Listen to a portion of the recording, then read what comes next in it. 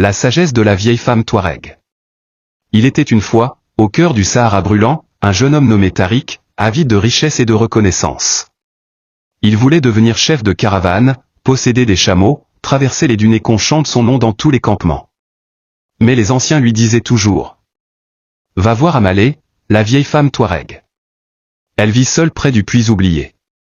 Elle connaît la vérité du désert. Tariq soupirait. Que pouvait bien lui apprendre une vieille femme ridée, silencieuse et mystérieuse? Mais un jour, après avoir perdu ses marchandises dans une tempête de sable, trahi par un ami, Tariq décida de s'y rendre. Le camp de la vieille femme.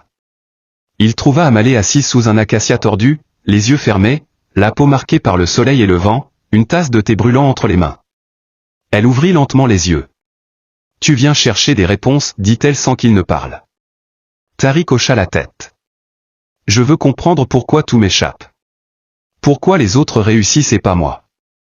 Amalé sourit et lui dit: tu cours après des mirages. Le désert t'envoie des signes, mais tu ne regardes que tes pas. Elle lui tendit une pierre noire, polie comme du verre et dit: voici la première leçon, écoute le silence. Il parle plus fort que le bruit des louanges. Elle l'envoya passer 3 jours seul dans les dunes, sans boussole. Chaque soir, il devait revenir raconter ce qu'il avait appris. Le premier soir, Tariq raconta comment le soleil l'avait épuisé, et que sans ombre, il se sentait petit.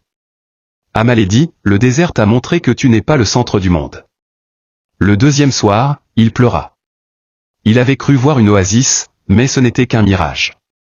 Amalé dit: le désert t'a appris que tout ce qui brille n'est pas vérité. Le troisième soir, il revint en silence. Il s'était perdu, mais en écoutant le vent et les battements de son cœur, il avait retrouvé son chemin. Amalé dit: le désert t'a rappelé que la sagesse habite déjà en toi. Tu ne la trouves que quand tu cesses de fuir. Quand il retourna au village, Tariq n'était plus le même. Il ne cherchait plus à impressionner.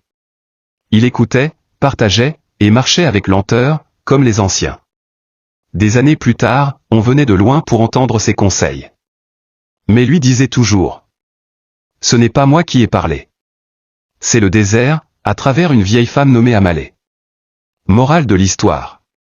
La sagesse ne se crie pas, elle se transmet dans le silence. Ceux qui écoutent vraiment entendent la voix du désert.